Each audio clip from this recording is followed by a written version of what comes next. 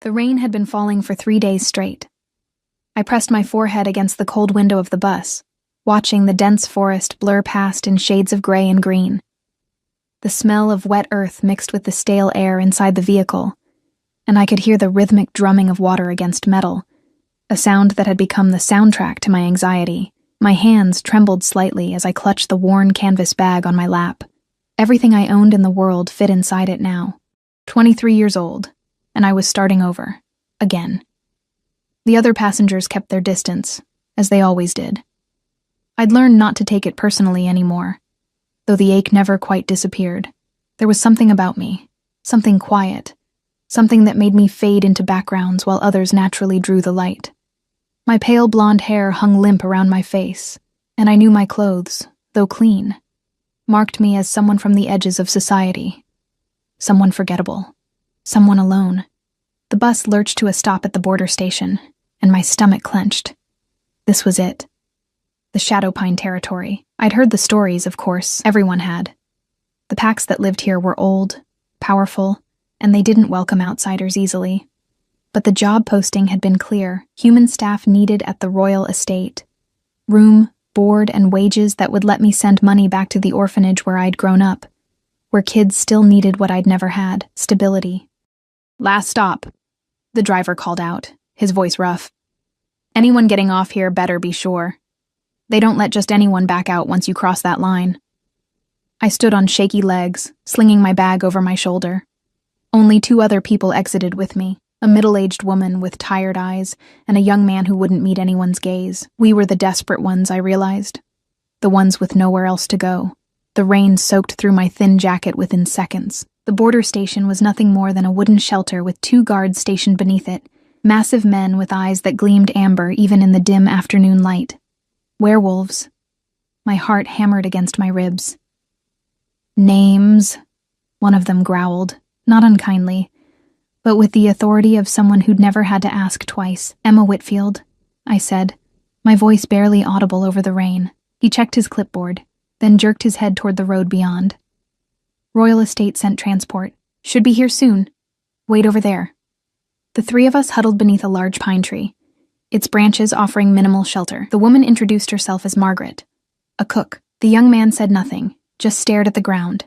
I tried to make myself smaller, an old habit from years of trying not to be noticed, not to be a burden. That's when I heard it, the low rumble of an engine, far more expensive than the bus I'd arrived on. A black SUV emerged from the mist like something from another world, sleek and intimidating. It stopped directly in front of us, and a woman in her 40s stepped out, impeccably dressed despite the weather, holding an umbrella. "I'm Mrs. Thornfield, head of household staff," she announced, her sharp eyes assessing each of us in turn. When her gaze landed on me, something flickered in her expression. Surprise, maybe, or concern. "You're the new nanny?" "Yes, ma'am," I said, straightening my spine despite the cold water running down my neck. "You're younger than I expected." She didn't sound pleased, and human. "The posting didn't specify." "I know what the posting said," she cut me off, but not cruelly. "Get in, all of you." The interior of the SUV was warm and smelled of leather and pine. I sat in the back, watching the forest grow denser as we drove deeper into the territory. Margaret tried to make small talk, but Mrs. Thornfield's responses were clipped, distracted. Something was wrong.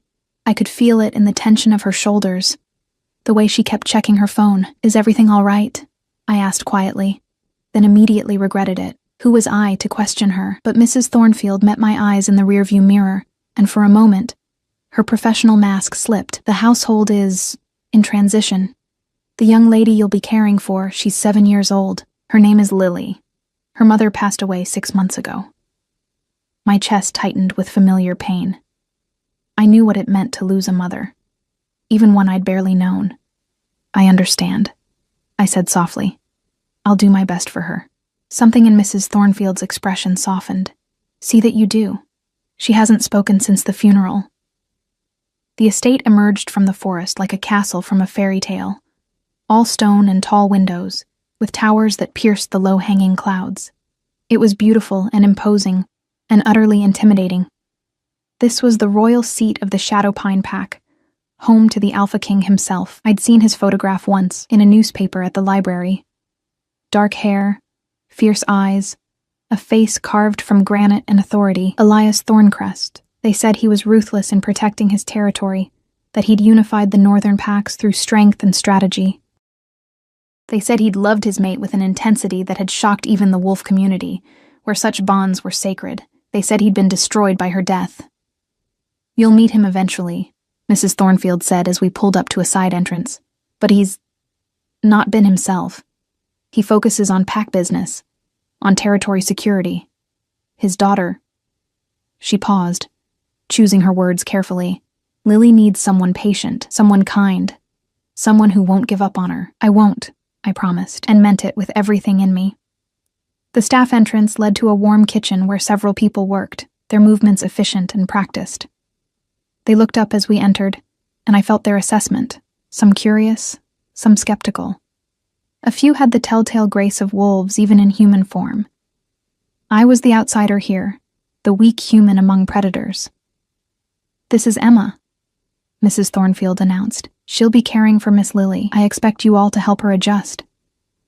It wasn't a request. A young woman with kind eyes and dark curls stepped forward. "I'm Sophie. I help with the housekeeping. If you need anything, just ask." Her smile was genuine, and something in my chest loosened slightly. "Thank you," I said. Mrs. Thornfield led me through a maze of corridors, past rooms filled with dark wood furniture and tapestries that depicted wolves running beneath full moons. Everything spoke of history, of power, of a world I didn't belong to. My wet shoes squeaked against the polished floors, and I cringed at every sound. We stopped before a door painted pale blue, so different from the rest of the dark wood that it seemed like a portal to another place. Mrs. Thornfield knocked gently, then opened it. The room beyond was a little girl's sanctuary. Soft colors, toys arranged neatly on shelves, a window seat with cushions overlooking the forest. And there, curled up in that window seat with a book she wasn't reading, was Lily. She was small for 7, with her father's dark hair, but eyes that were lighter, gray, like storm clouds. She wore a simple dress and held herself with a stillness that broke my heart. This wasn't the stillness of contentment. This was the stillness of someone who'd learned that being quiet meant being safe. I knew that stillness intimately. "Lily, sweetheart," Mrs. Thornfield said gently, "this is Emma. She's going to be staying with you, helping take care of you." Those gray eyes lifted to mine, and I saw the walls behind them. Grief and confusion and a loneliness so vast it rivaled my own. She didn't speak, didn't react, just looked at me with the expression of someone who'd learned not to hope for anything. I didn't approach her. Instead, I knelt down where I was, making myself smaller, less threatening. "Hi, Lily," I said softly. "I like your room. Is that your favorite book?" No response, but her fingers tightened slightly on the cover.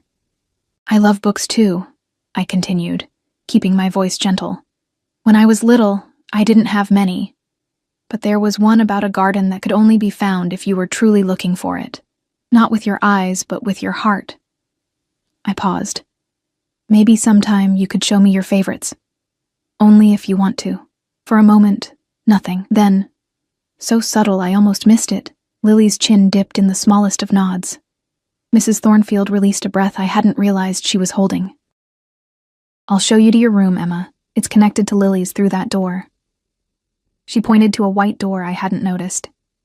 "You'll take your meals with her, help her with her routines. If you need anything, ring for Sophie or come find me." "Thank you," I said, meeting Lily's eyes once more. "I'll be right next door if you need me, okay?"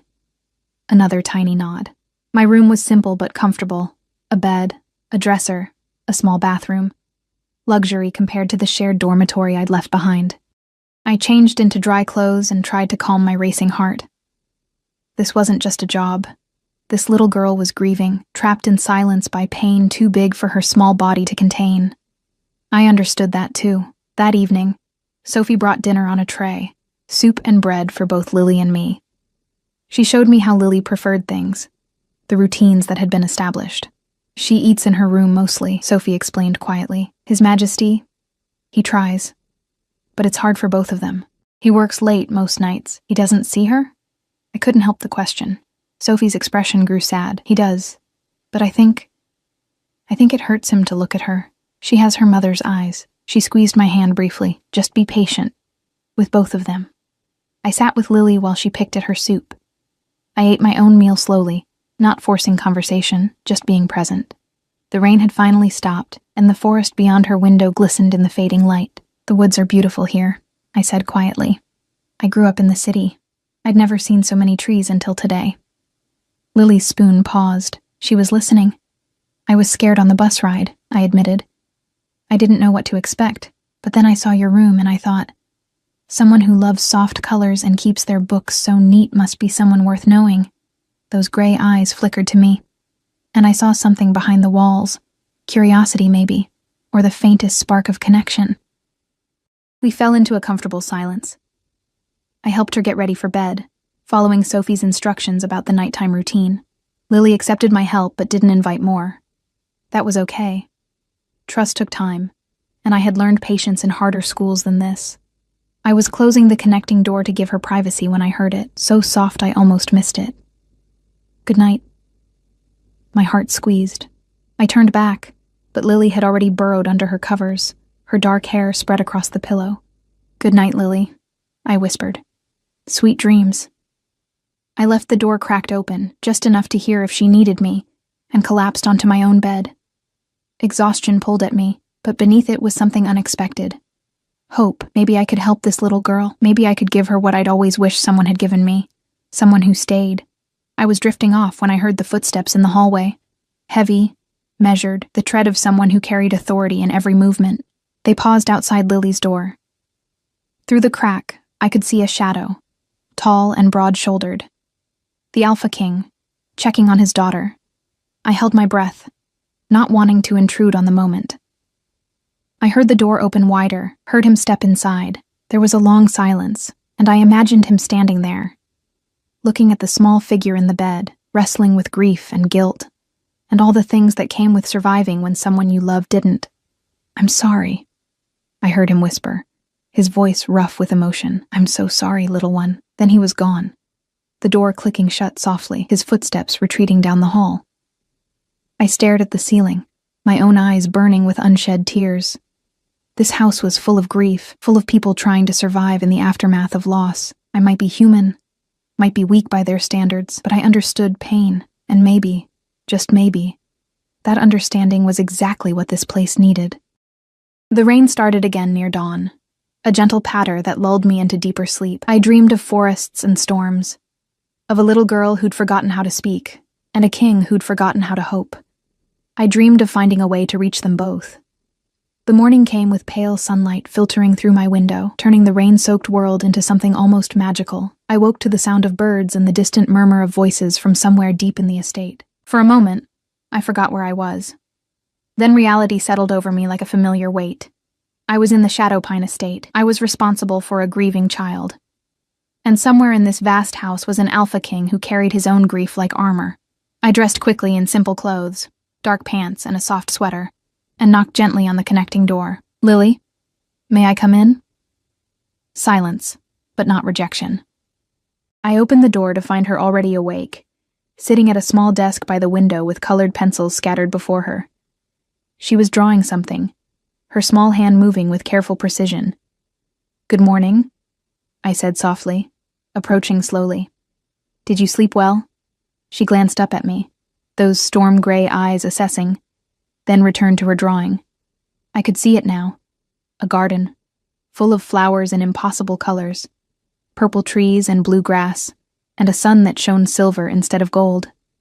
A child's imagination, still alive beneath the grief. That's beautiful, I said honestly. Is it a magic garden? Her hand paused. Then, to my surprise, she nodded. Progress. Small but real. Sophie arrived with breakfast, oatmeal with berries and honey, warm milk, fresh bread. She smiled at me encouragingly. Mrs. Thornfield wants to see you after Lily's eaten, she said quietly. Just to go over some things. I can stay with her if you need. Thank you. I helped Lily to the small table where Sophie had set the tray. The little girl ate slowly, methodically, her eyes distant. I wondered what she was thinking, what memories played behind that carefully blank expression. I ate my own breakfast, the food better than anything I'd had in months, maybe years. The orphanage had fed us, but never like this. Never with fresh berries and real honey. I tried not to feel guilty for enjoying it. "Lily," I said gently, "after breakfast, would you like to show me the gardens? The real ones, I mean. If it's not too wet." She considered this, her small face serious. Then she nodded again, and something that might have been eagerness flickered in her eyes before disappearing behind her walls. Mrs. Thornfield's office was on the ground floor, a neat space filled with ledgers and schedules. She looked up when I entered, her expression businesslike but not unkind. "How was your first night?" "Good," I said. She's wonderful, quiet, but I think she's starting to trust me. That's more than most have managed." Mrs. Thornfield leaned back in her chair. "I need you to understand something, Emma. This household is complex. We have pack members who live on the estate, visiting alphas from allied territories, council meetings. His Majesty's schedule is demanding, and his temper has been," she paused, choosing words carefully, "difficult since the Queen's passing. I understand. Do you?" Her gaze was sharp. "You're human. Some wolves will see that as weakness, some will test you, and if you make a mistake with Lily, if you hurt her in any way..." She didn't finish the threat. She didn't need to. "I would never hurt her," I said firmly. "I know what it's like to grow up feeling invisible, unwanted. I won't let her feel that way." Something in Mrs. Thornfield's expression shifted. Surprise, maybe, or recognition. "See that you don't. Now, His Majesty has requested to meet you this afternoon, 2:00 in his study. Don't be late." My stomach dropped. "He wants to meet me?" "You're caring for his daughter. Of course he wants to meet you." She softened slightly. "Don't worry too much. Just be honest. Be yourself. He values truth above all else." I spent the morning with Lily in the gardens, which were indeed magical despite the lingering dampness. Stone paths wound between beds of late autumn flowers, chrysanthemums and asters in deep purples and golds. She led me to a small fountain where stone wolves seemed to drink from an eternal pool, their eyes set with gems that caught the light. "This is special," I said, kneeling beside her. "Did your mother bring you here?" Lily's face crumpled for just a moment, and I immediately regretted the question. But then she nodded and pointed to a bench nearby, white stone, with an inscription I couldn't read from this distance.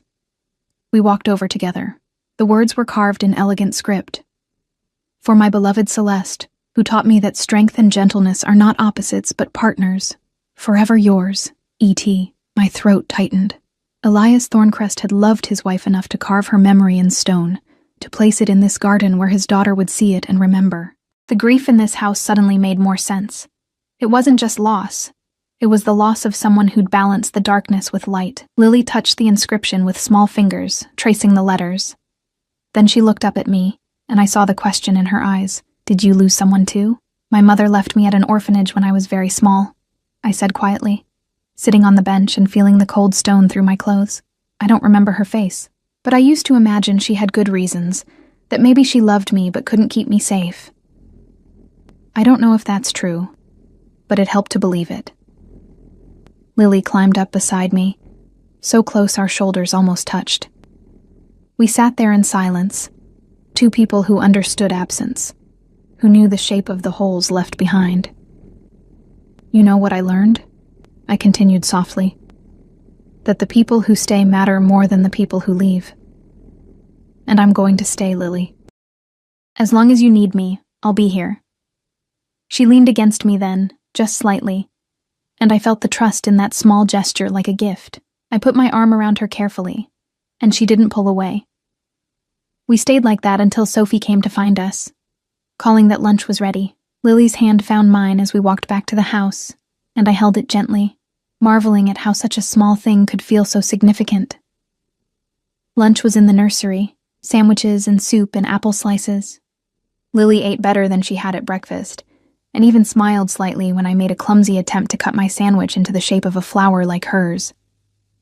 It looked more like a blob, but she seemed to appreciate the effort. At 1:30, I changed into the only decent dress I owned. Simple, gray, nothing special, and tried to calm my racing heart. Sophie helped me pin my pale hair back neatly. "You look fine," she assured me. "Just remember, he's grieving too. Beneath all the alpha posturing, he's just a father who misses his wife and doesn't know how to help his daughter." "Right," I said, not feeling comforted at all. "Just a grieving alpha king. Nothing intimidating about that." Sophie laughed. "You'll be fine. You're good with Lily. He'll see that." The study was in the east wing, behind massive oak doors that seemed designed to intimidate. I knocked at precisely 2:00, my palms sweating. "Enter." The voice was deep, commanding, with an edge that suggested its owner was used to immediate obedience. I pushed open the door. The study was all dark wood and leather, with floor-to-ceiling bookshelves and a massive desk positioned before tall windows. Behind that desk sat Elias Thorncrest, and the photographs I'd seen had not prepared me for the reality of him. He was perhaps in his mid-30s, tall even, sitting down, with broad shoulders and the kind of presence that seemed to fill the room. Dark hair, slightly too long, framed a face that was handsome in a harsh way. All sharp angles and strong bones. But it was his eyes that caught me, amber, burning with intelligence and pain, and a barely controlled intensity that made my breath catch. He looked at me, and I felt pinned by that gaze. Assessed and catalogued in seconds. "You're the nanny," he said. Not a question. "Yes, Your Majesty. Emma Whitfield." I managed a small curtsy, hoping I was doing it right. "Sit." He gestured to a chair across from his desk. I sat, trying not to fidget, hyper-aware of how plain I must look in this elegant room, how completely out of place. He continued studying me with an expression I couldn't read, searching for something, perhaps, or trying to understand what Mrs. Thornfield had been thinking hiring someone like me. "You're young," he finally said. "I'm 23, sir. And human." "Yes, sir. Mrs. Thornfield tells me my daughter responded to you." His voice was carefully neutral, but I heard the hope beneath it, quickly suppressed. "That she spoke to you. Just one word," I said honestly. "Good night." But she's communicating in other ways, nodding, showing me things. I think she just needs time. Time. He said it like it was a foreign concept. "She hasn't spoken in 6 months. The pack healers say there's nothing physically wrong. The counselors from the city said she's traumatized, that she'll speak when she's ready, but what if she's never ready? What if I've already lost her too?" The raw pain in those last words broke through his controlled facade, and I saw him for what he truly was, not a king, not an alpha, but a father terrified of failing his child. "You haven't lost her," I said quietly. "She's still here, still feeling, still thinking. She's just protecting herself the only way she knows how, by being quiet, being small. She doesn't have to face how big the pain is." His eyes locked onto mine. "You speak as if you understand." "I do understand. Not losing a parent the way she did, but I know what it's like to feel invisible. To think that if you make yourself small enough, maybe the hurt won't find you." Something shifted in his expression. Surprise, maybe, or recognition of a kindred spirit. "And did it work? Making yourself small?" "No," I admitted. "The hurt always finds you, but having someone who sees you anyway, who doesn't give up on you, that helps. That makes you feel less alone." He was quiet for a long moment, his fingers drumming against the desk, the only sign of his agitation. "She showed you the garden," he said finally. "The fountain. Mrs. Thornfield told me." "She did. It's beautiful. Your wife must have been remarkable." Pain flickered across his face, quickly masked. "She was everything I wasn't. Gentle, patient, diplomatic. She balanced me. Without her..." He stopped, jaw tightening.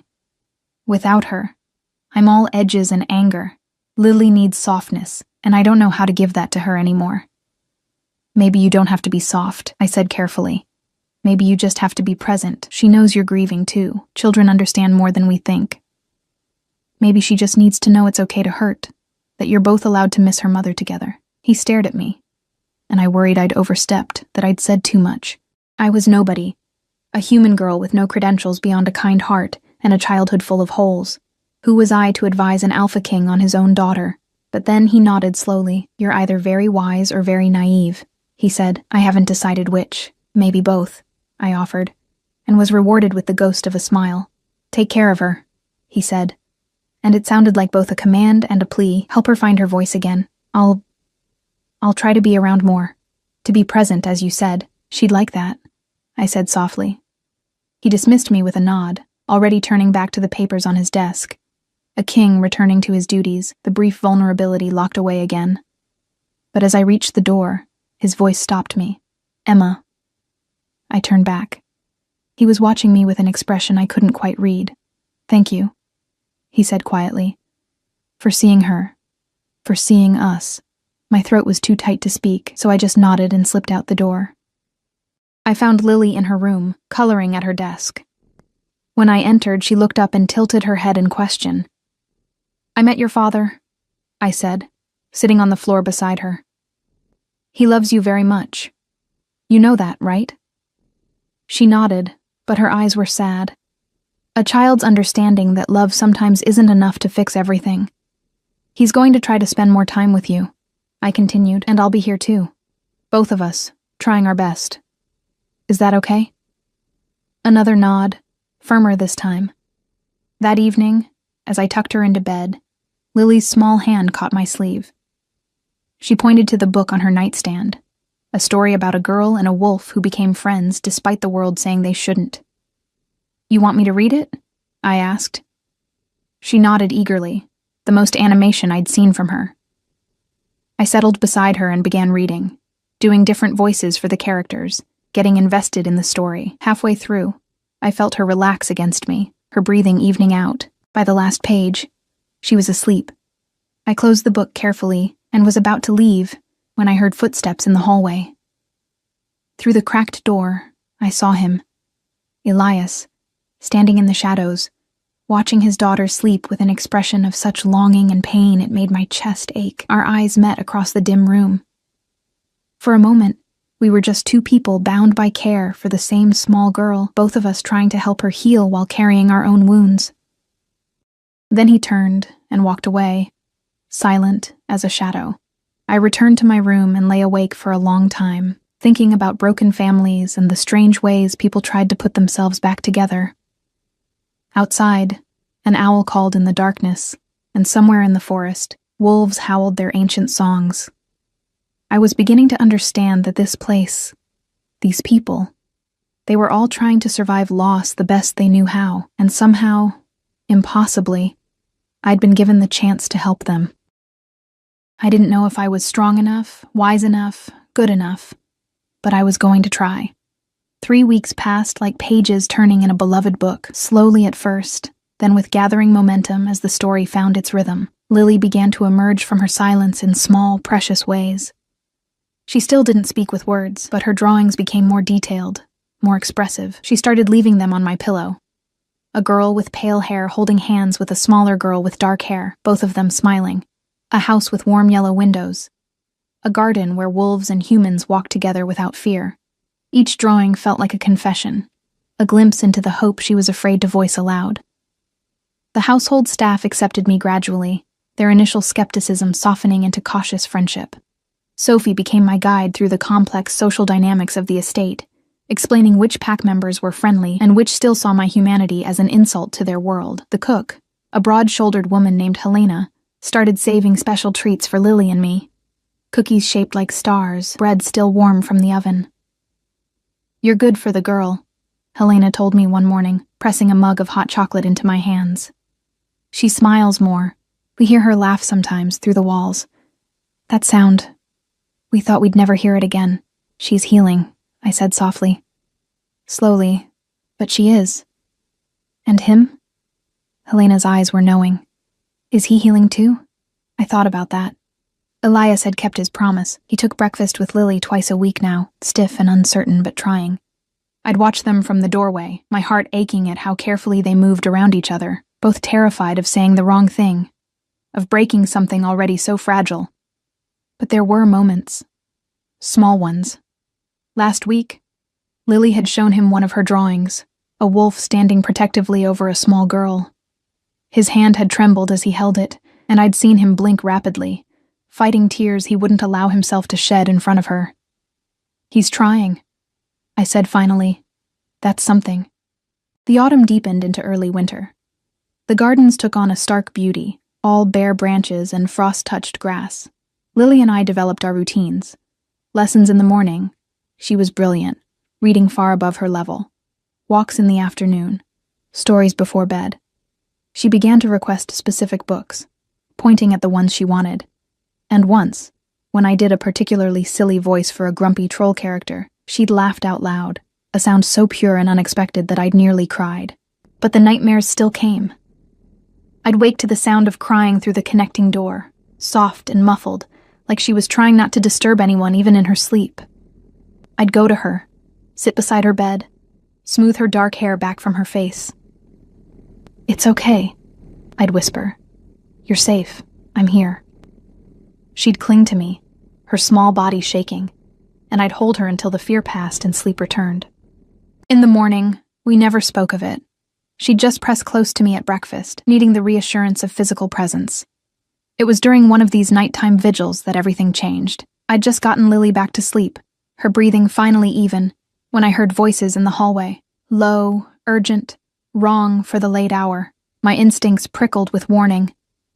I moved to the door, opening it just a crack. Mrs.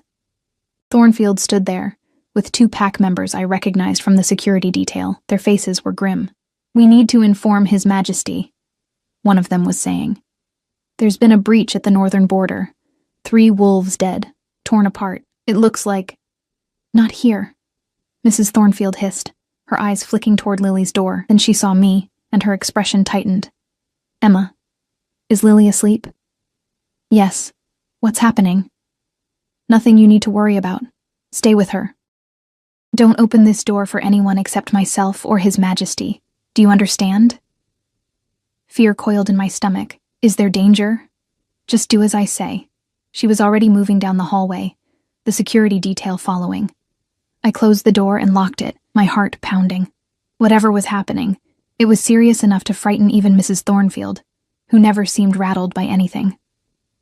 I checked on Lily.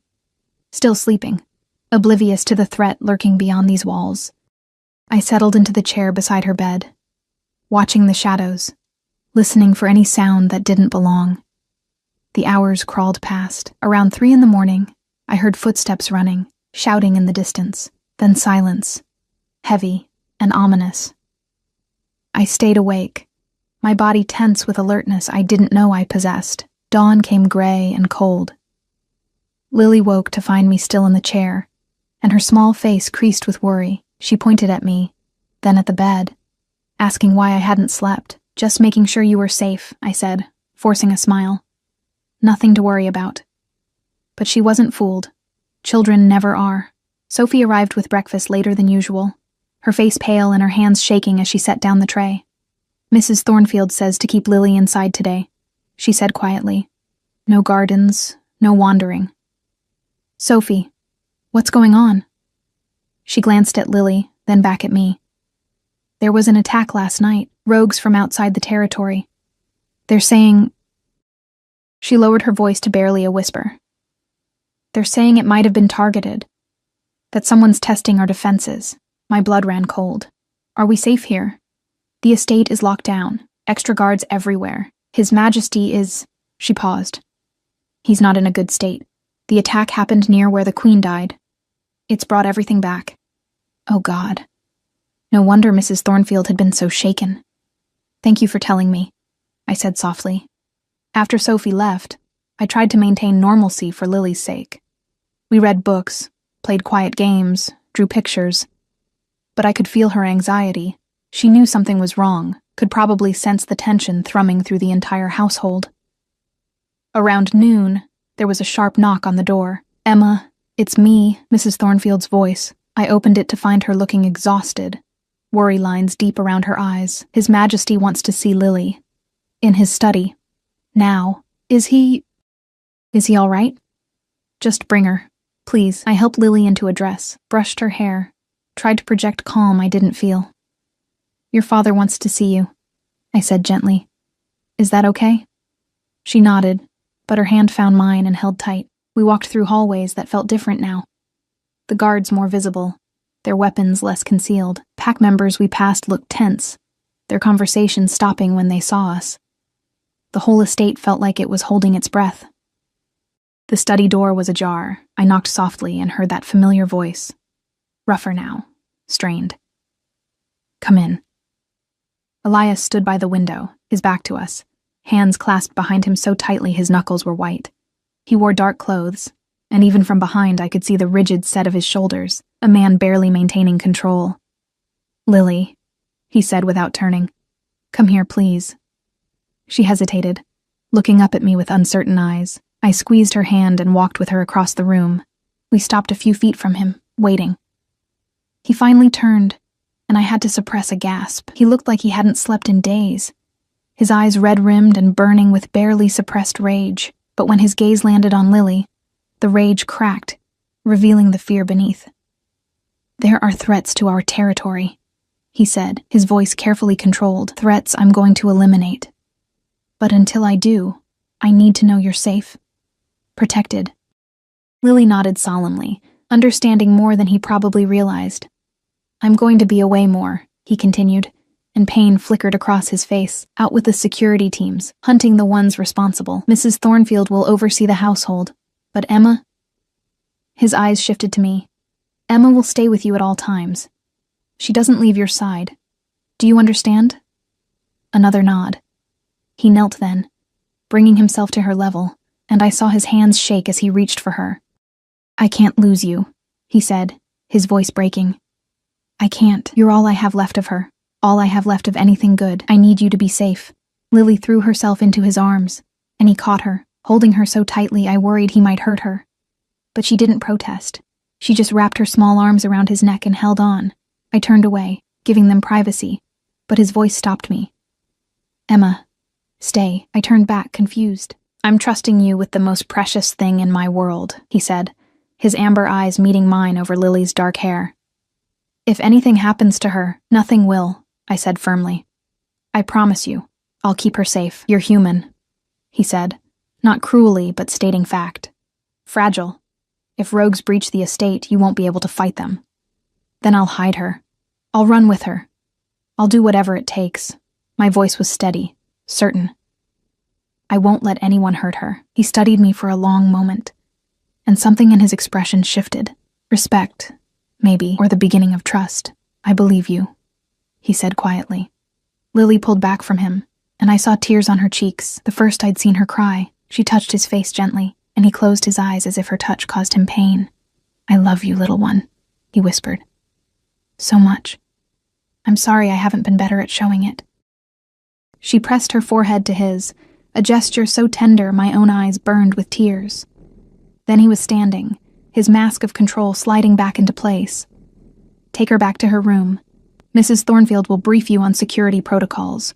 If there's any trouble, any at all, you ring the bell beside Lily's bed. Guards will come immediately. Yes, Your Majesty. He looked at me one more time, and in his eyes I saw a silent plea. Keep her safe. Keep her whole. Don't let me lose her, too. I nodded, understanding. Back in Lily's room, I held her as she cried, silent tears that spoke of fear and confusion and love for a father who was breaking under the weight of too much loss. I didn't try to stop her tears or tell her everything would be fine.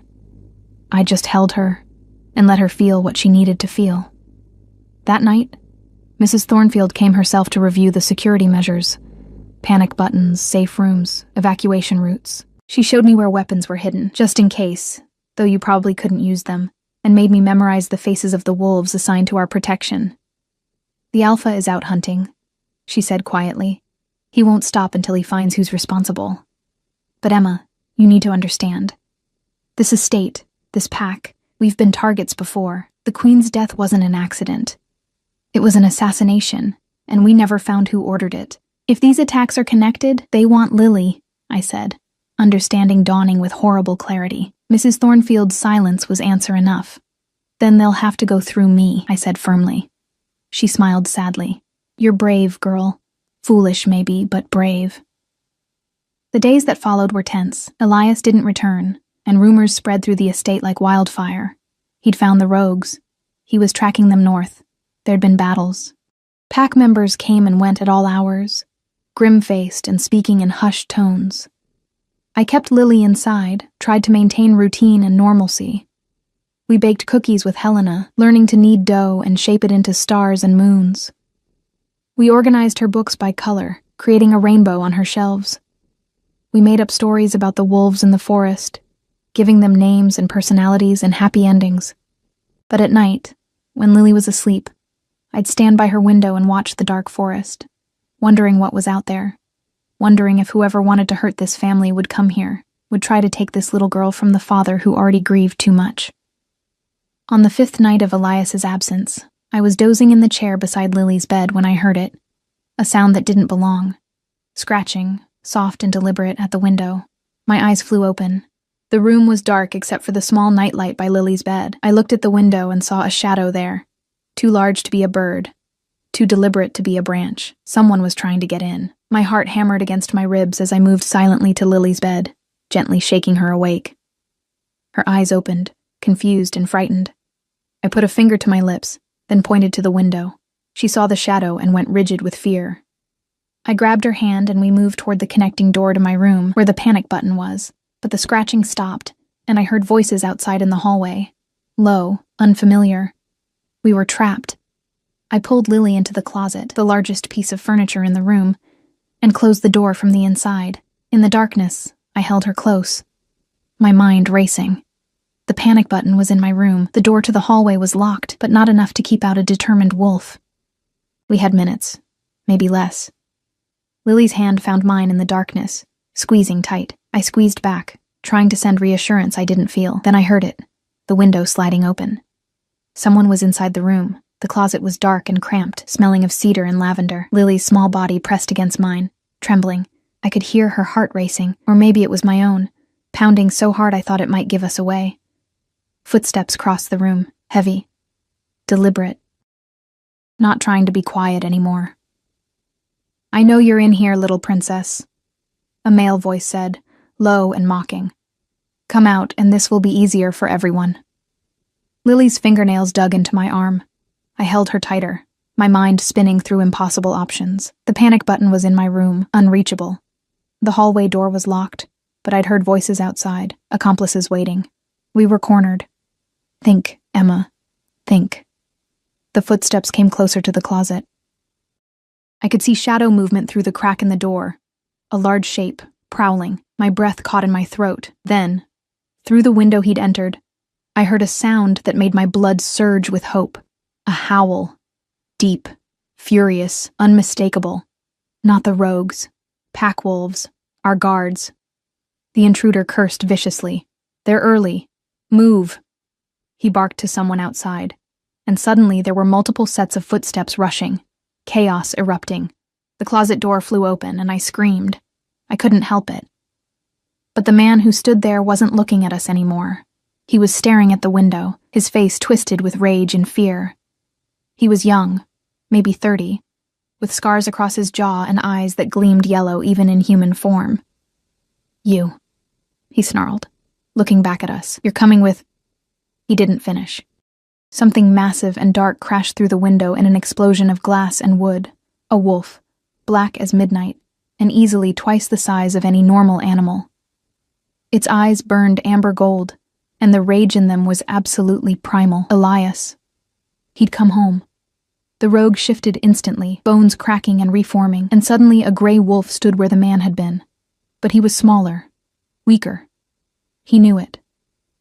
I saw the moment he decided to run rather than fight. He lunged for the hallway door, but Elias was faster. The black wolf caught him mid-leap, jaws closing around the rogue's throat. The sound that followed was horrible. Snarling, thrashing, the wet sounds of violence I'd never wanted to hear. I covered Lily's eyes, pressing her face into my shoulder. "Don't look," I whispered. "Don't look, sweetheart." The sound stopped abruptly, then footsteps, human ones, running down the hallway. Voices shouting, more pack members securing the area. I stayed frozen in the closet, holding Lily. not sure if the danger had passed or if more threats lurked. My whole body shook with adrenaline and terror. Then a voice, rough and barely human. "Emma, it's safe. Come out." I opened my eyes to see Elias standing there, human again, wearing torn pants that had survived the shift. His chest was bare, streaked with blood. Not his own, I realized with nauseating clarity. His eyes were still more wolf than man, burning with fury barely contained. "Are you hurt?" he demanded. "Either of you?" No, I managed. "We're okay." He closed his eyes briefly, and I saw his hands shaking, not with weakness, but with the effort of maintaining human form when the wolf inside wanted to hunt, to kill, to protect. "Stay here," he said. "Don't leave this room until Mrs. Thornfield comes for you." He turned to leave, but Lily made a sound, small, broken, desperate. She pulled free from me and ran to him, throwing her small arms around his legs and holding on like she'd never let go. Elias went absolutely still. Then, slowly, carefully, he knelt and gathered her up, cradling her against his chest. "I'm here," he murmured into her hair. "I've got you. You're safe, little one. I promise, you're safe." Over her head, his eyes met mine. The gratitude there was so raw, so intense, it stole my breath. "You kept her safe," he said hoarsely. "You kept your promise. I told you I would," I whispered. Mrs. Thornfield appeared in the doorway, her face pale but composed. "Your Majesty, the estate is secure. We caught 2 others attempting to breach the south wing. All threats have been neutralized." "Good." He stood, still holding Lily. "Emma stays with her. Move them to the royal suite, my room. Post guards at every entrance. No one goes in or out without my explicit permission." "Your Majesty, the council will want—" "I don't care what the council wants." His voice cracked like thunder, making everyone in the hallway flinch. "My daughter was nearly taken from her own bed. Tell the council they can wait until I'm satisfied this estate is impenetrable." "Yes, Your Majesty." He looked at me. "Pack what you both need. You're moving immediately." The royal suite was on the top floor, in the oldest part of the estate. The rooms were vast, a bedroom with a bed large enough for 5 people, a sitting area with a fireplace, an adjoining room that was quickly converted into a space for Lily. Windows overlooked the forest on one side, and the mountains on the other, and I counted 6 guards posted just in the hallway outside. I helped Lily settle while Elias spoke with his security team. She was silent again, her brief moment of reaching for her father used up, leaving her retreated back into the safety of quiet. But she wouldn't let go of my hand, holding on like I was the only solid thing in a world that kept trying to hurt her. When the security team finally left, Elias collapsed into a chair by the fireplace, his head in his hands. He looked exhausted, not just physically, but soul-deep weariness that came from carrying too much for too long. "She should sleep," he said without looking up. "Both of you should." "What about you?" I asked quietly. "I'll keep watch. You need rest too." "I'll rest when I'm dead." The bitterness in his voice was sharp enough to cut. "They got inside, Emma. Inside my home. Into her room. If I hadn't returned when I did—" He couldn't finish, his hands clenching into fists. I settled Lily into the bed in her new room, staying with her until her breathing evened into sleep. Then I returned to find Elias exactly where I'd left him, staring into the fire like it might hold answers. "It's not your fault," I said softly, sitting in the chair across from him. "Whose fault is it then?" His amber eyes lifted to mine, blazing with self-recrimination. "I'm the Alpha King. This is my territory, my pack, my daughter. Keeping her safe is my responsibility. And I failed. You killed the threat. You saved her. This time—" He leaned back, the firelight casting shadows across his face. "But there will be more. There are always more. Wolves who think they can use my daughter as leverage, who see her as a weakness to exploit. And they're right. She is my weakness, the only one that matters. She's not a weakness," I said firmly. "She's your reason to be strong." He laughed, but there was no humor in it. "You speak like someone who's never had anything to lose. I speak like someone who's never had anything to begin with," I corrected. So I know that having something, someone, to protect, that's not weakness. That's the whole point of being strong in the first place. He studied me for a long moment, and I felt exposed under that gaze, like he could see all the lonely years and hard lessons that had shaped me. "You're not what I expected," he said finally. "What did you expect?" "Someone temporary. Someone who would leave when things got difficult." He paused. "Someone who would run when they saw the violence we're capable of." "I'm not running," I said quietly. "And I saw what you're capable of tonight. You protected your daughter. That's all that matters to me. I killed someone in front of you. I tore out his throat while you watched. You stopped him from taking Lily." I met his eyes steadily. "If you're expecting me to be horrified, you'll be disappointed. I'm grateful." Something flickered in his expression. Surprise, or maybe relief. Most humans would be terrified. "I was terrified," I admitted. "But not of you. For Lily, yes. Of the rogues, yes. But you? You're her father. You're supposed to be fierce. You're supposed to be willing to do terrible things to keep her safe. That's not monstrous. That's love." He stared at me, and I wondered if I'd said too much. Crossed some invisible line, but then his expression softened. Just slightly, and he nodded. "You really do understand," he said quietly. We sat in silence for a while, the fire crackling between us. I should have been exhausted, but adrenaline still buzzed through my veins, keeping sleep at bay. "Tell me about her," I said softly. "Your wife, if you want to." He was quiet for so long I thought he wouldn't answer. Then, Celeste was sunshine in wolf form, patient where I was impatient, kind where I was harsh. She could walk into a room full of hostile alphas and have them eating out of her hand within minutes, not through manipulation, but through genuine warmth. She made people want to be better. His voice was rough with grief, but also warm with memory. She loved flowers. That garden where you took Lily, she designed every inch of it, spent hours out there even when she was pregnant and could barely walk. She said growing things reminded her that beauty could exist even in hard soil. "She sounds wonderful," I said. She was. He closed his eyes. And when she died, she took all the light with her, left me stumbling in the dark, trying to remember how to be a person instead of just an alpha, trying to be a father to a daughter who looks at me with her mother's eyes and makes my chest hurt every time. "Lily loves you," I said gently. "She's scared and grieving, but she loves you. I see it in how she draws you, in how she reaches for you when she's frightened, but she doesn't speak to me. She speaks to you. One word, you said. But to me, nothing. Just silence." "She's afraid," I said. "Not of you, but of losing you too. If she doesn't talk, doesn't need too much, maybe you'll stay. Maybe she won't be too much trouble for you to keep loving." He looked at me sharply. That's how you thought. As a child." I nodded. I thought if I was quiet enough, small enough, good enough, maybe someone would choose me, keep me. It never worked. There were always more charming kids, more normal kids. But I kept trying anyway. That's heartbreaking. He said quietly. "It's reality for a lot of us, the unwanted ones." I shrugged, trying to keep my voice light. "But Lily has what I never did, a parent who loves her desperately.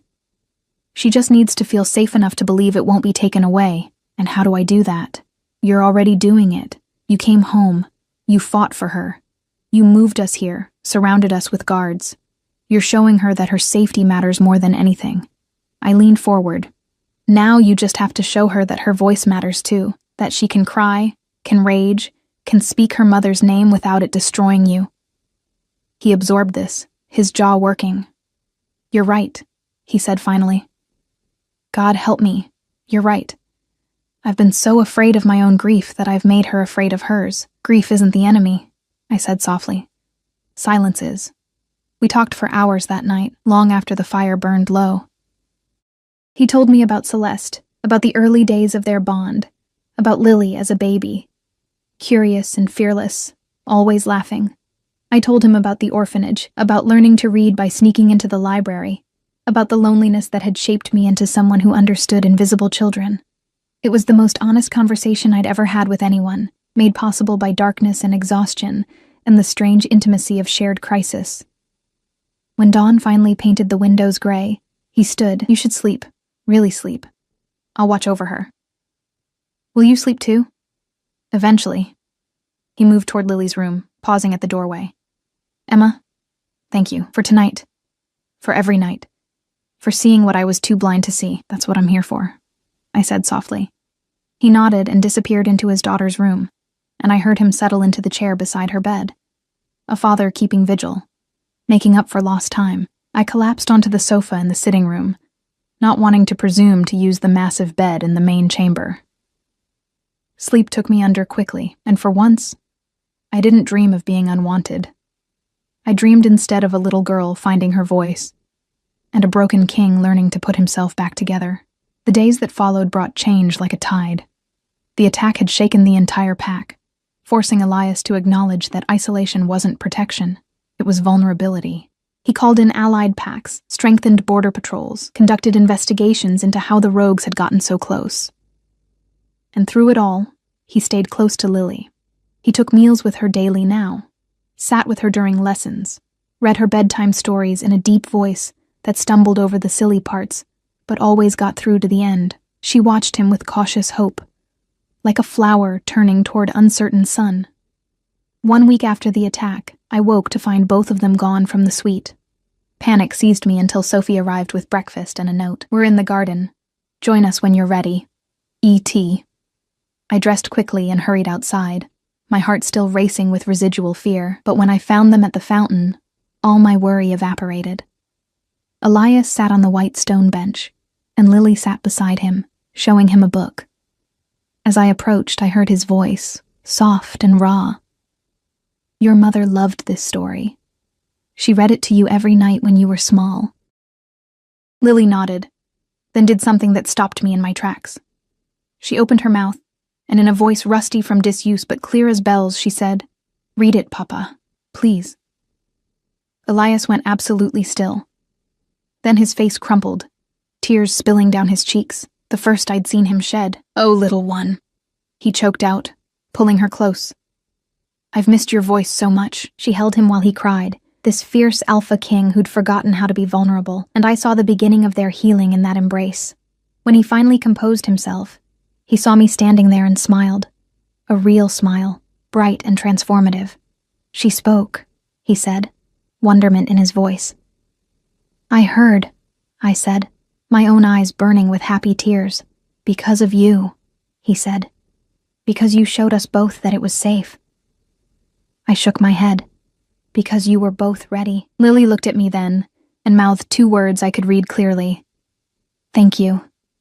I sat with them while Elias read the story, his voice growing stronger with each page, and watched the morning light turn the fountain water to gold. For the first time since arriving, I felt like I'd found something I'd been searching for my whole life. Not just a place, but a purpose. Not just a job, but a family that needed me as much as I needed them. And somewhere in the back of my mind, I knew this was just the beginning. Winter came to Shadowpine like a whispered promise, transforming the estate into something from a fairy tale. Snow draped the forest in silence, and icicles hung from the eaves like crystal daggers catching the light. Inside, fires burned constantly, filling the halls with warmth and the scent of pine and wood smoke. Lily's voice returned gradually, like spring emerging from frozen ground. At first, just single words. "Yes, please, Papa," but within weeks, full sentences.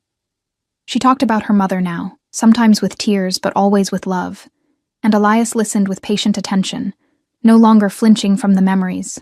They were healing together, father and daughter, finding their way back to each other through the grief that had separated them.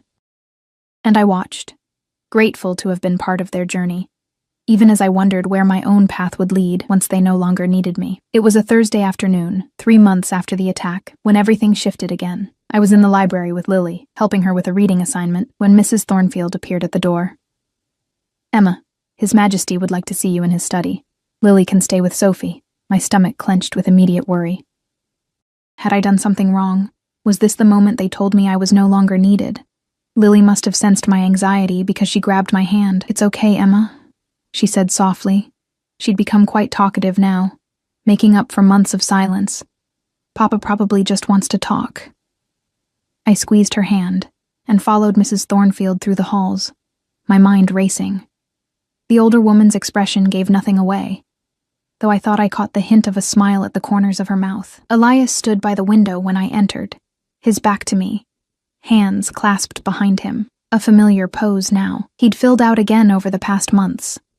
The gauntness of grief replaced by the solid strength of someone learning to live again. His dark hair had been trimmed, and he wore formal clothes that spoke of important business. "You wanted to see me, Your Majesty." He turned, and I was struck again by how much he'd changed. The haunted look had faded from his amber eyes, replaced by something calmer, steadier. He almost looked like the king in those early photographs, confident, powerful, but with new depth carved by sorrow survived. "I did. Please, sit." He gestured to the chair across from his desk. I sat, trying not to fidget, hyper-aware of how my simple dress and practical boots contrasted with the elegance of this room. I would never quite fit here, I thought. I would always be the human girl playing at belonging. "I want to discuss your position," he said, and my heart sank. Here it was, the dismissal I'd been dreading. "I understand," I said quickly. "Lily's doing so much better now. She doesn't need a nanny anymore, not really. I can help you find someone more qualified, someone with actual credentials. Emma." His voice was gentle but firm. "Let me finish." I closed my mouth, cheeks burning. "You're right that Lily doesn't need a nanny anymore," he continued. "She needs a tutor, a companion, someone to help her navigate the complexities of growing up as the daughter of an alpha king. Someone who understands that strength comes in many forms, not just physical power." He paused. "She needs you, specifically. Not someone more qualified. You." Relief flooded through me so strongly I felt dizzy. I'd be honored to stay. Good. Because there's more." He moved around the desk, leaning against it, closer to me now. "The council has been insistent that I remarry, that Lily needs a mother figure, that the pack needs a queen. They've paraded eligible she-wolves through here for weeks, each one perfect on paper." My chest tightened painfully. Of course. He was a king. He needed a queen. Someone strong. Someone wolf. Someone who belonged in his world. "Congratulations," I managed, though the word tasted like ash. His eyebrows rose. "For what?" "For finding someone?" I was confused now. "I haven't found anyone," he said. "Because I've been looking in the wrong places." He was watching me intently now, and something in his gaze made my breath catch. Or rather, I haven't been looking at all. Because the person Lily needs, the person He stopped, jaw tightening. "This is harder than diplomatic negotiations." "I don't understand," I whispered. He moved closer, kneeling so we were at eye level, an alpha king kneeling before a human nobody. "Emma, over these past months, you've become essential to this household. To Lily, certainly, but also to me. You challenge me, call me out when I'm being blind, make me want to be better. You see past the crown and the power to the man underneath, the one who's still learning how to live with loss." My heart hammered against my ribs. "Your Majesty." "Elias," he interrupted. "Please, just Elias." "Elias," I breathed. "What are you saying?" "I'm saying that somewhere between you hiding my daughter in a closet and reading her bedtime stories, between you calling me out on my grief and making me laugh for the first time in months, I fell in love with you." His voice was rough with emotion. "I'm saying that you've already been more of a mother to Lily than anyone else could be. That you've helped me heal in ways I didn't think possible. I'm saying that I want you to stay, not as an employee, but as my partner, my equal, my queen." The world tilted. That's impossible. I'm human. I'm nobody. The pack would never accept. The pack accepts who I tell them to accept," he said firmly. "And more importantly, they've already accepted you. The staff loves you. The guards respect you. The children in the village ask about the kind lady with pale hair who helped Lily find her voice. You've earned your place here through compassion and courage, not through bloodline or status." "But I can't give you what a wolf could," I protested weakly. "I'm not strong. I can't shift. I can't—" "You're the strongest person I know," he interrupted. "You survived abandonment and loneliness, and still chose kindness. You faced down rogues with nothing but determination to protect my daughter. You walked into a world of predators and made it better by being in it. His hand found mine, warm and solid. I don't want a wolf queen who fits the mold. I want you, Emma Whitfield, exactly as you are. Tears spilled down my cheeks. I love her, I whispered. I love Lily so much. And I couldn't say it. Couldn't believe it was real. And? His amber eyes were bright with hope and vulnerability. And I love you too, I admitted, the words tumbling out like a confession. I tried not to. I told myself it was impossible, that I was being foolish. But watching you with her, seeing you fight and heal, and choose love over isolation, how could I not love you? He smiled then, brilliant and transformative, and leaned forward to rest his forehead against mine. Then say yes. Not because I'm a king, or because Lily needs you, though both those things are true. Say yes because you want this. Because you want us. Yes, I breathed. Yes, I want this. I want all of it. He kissed me then, gentle and reverent, like I was something precious he'd feared he'd never find, and I kissed him back, pouring months of denied feelings into that single perfect moment. When we finally pulled apart, both breathless, he rested his hand against my cheek. The council won't be pleased, he warned. There will be resistance, challenges. Some will see you as weak, as inappropriate. Can you handle that? I've been seen as weak and inappropriate my whole life, I said. But I'm still here. I'm still standing. Let them challenge me. I'll prove them wrong. He laughed, the sound rich with joy. That's my queen. The formal announcement came a week later, during the winter solstice celebration. The great hall was packed with pack members and allied alphas, the air thick with anticipation and the scent of pine and roasted meat. I stood beside Elias at the high table, wearing a dress that Mrs. Thornfield had commissioned, deep blue velvet that made my pale hair shine like starlight. Lily sat on my other side, beaming with excitement barely contained. When Elias stood to speak, silence fell immediately. Tonight, we celebrate the longest night and the promise of returning light, he began, his voice carrying to every corner. It seems fitting, then, to share news that brings light to my own life.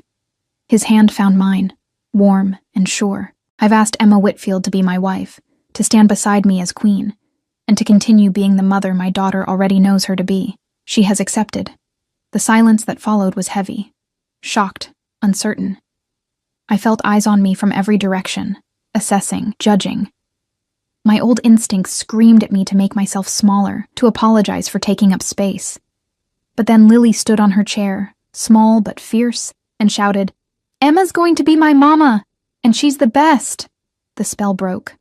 Helena, the cook, stood and began clapping. Sophie joined her. Then the guards who'd protected us. Then more and more pack members. The applause built like a wave. Not universal, but strong enough to drown out the dissenters. An older alpha from a neighboring territory approached our table, his expression skeptical. "A human queen is unprecedented, Your Majesty. How can she represent our kind when she doesn't share our nature?" Elias's eyes flashed amber, his alpha power radiating through the room. She represents what we should aspire to be. Strong without cruelty, fierce in protecting those she loves. Capable of seeing worth where others see only weakness. If that's not what our kind should value, then perhaps we need to reconsider what we are. The alpha held his gaze for a long moment, then slowly nodded. "Perhaps you're right. Welcome, my lady." He bowed to me, and others followed his lead. Not everyone was convinced. I could see disapproval on some faces, hear whispered objections.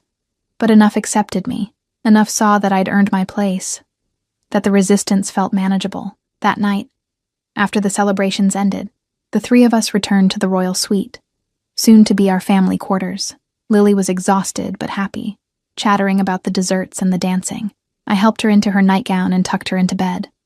"Emma," she asked sleepily, "when you marry Papa, does that mean you'll stay forever? You won't ever leave?" My throat tightened. "Never," I promised. "I'm yours, sweetheart.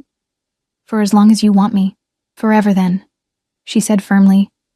"Because I'm never letting you go," I kissed her forehead. "Forever it is." Elias stood in the doorway, watching us with an expression so full of love it made my chest ache.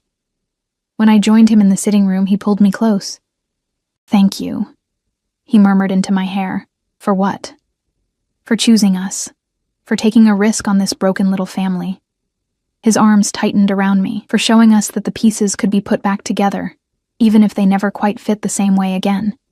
"You're not broken," I said softly. "You're healing. There's a difference. We're healing," he corrected. "All three of us together." The wedding took place in early spring, when the first flowers emerged from the melting snow. We held it in the garden that Celeste had designed, among the blooms she'd planted. It felt right. Not erasing her memory, but honoring it, while acknowledging that life continued, that love could grow again in soil enriched by grief. Lily served as flower girl, scattering petals with solemn importance. Mrs. Thornfield cried, though she tried to hide it. Sophie caught the bouquet and blushed when one of the guards winked at her. When Elias and I exchanged vows, his hands trembled slightly.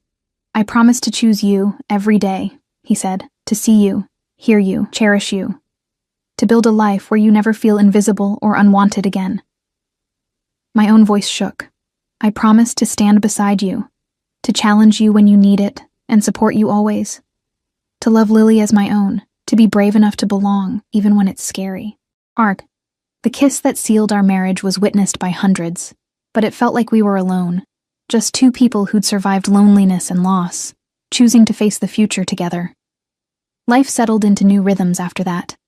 I took on queenly duties gradually, focusing first on the areas where I could make a real difference, establishing better support for orphans throughout the territory, creating programs to help human wolf families integrate, advocating for the vulnerable who had no voice. Some pack members remained skeptical, but most came to respect me. I would never be a warrior queen, would never shift or fight in battles, but I could be diplomatic when Elias's temper flared, could see solutions he missed, could remind him and the council that strength without compassion was just brutality. Lily flourished. She started school with other pack children, made friends, laughed freely. She still had hard days, still missed her mother. We all did. But she'd learned that grief and joy could coexist, that loving me didn't mean forgetting Celeste. On the anniversary of Celeste's death, the three of us visited her memorial in the garden. Lily laid flowers on the stone bench, while Elias stood with his hand on her shoulder. I hung back, giving them space for their private goodbye. But Lily called me over. "Mama Emma, come here. I want to tell Mama Celeste about you." I joined them, and she spoke to the memorial with the unself-conscious honesty of childhood. "Mama, this is Emma. She's Papa's wife now, and my mama too. She takes care of us really good. I think you'd like her. She reads funny voices like you did, and she's kind like you were." She looked up at me with her storm-gray eyes. "I love her a lot. Is that okay?" My vision blurred with tears. Elias's arm came around my shoulders, and I felt his own grief and gratitude in that touch. "I think," he said softly, "that your mama would be very happy knowing you have someone who loves you so much. That we both do." We stood there together as the sun set, painting the sky in shades of gold and rose. A family rebuilt from broken pieces, stronger for having survived the breaking. 5 years passed, then 10. Lily grew into a remarkable young woman. Fierce and compassionate, confident in her own worth, she spoke of pursuing diplomacy, of strengthening bonds between territories.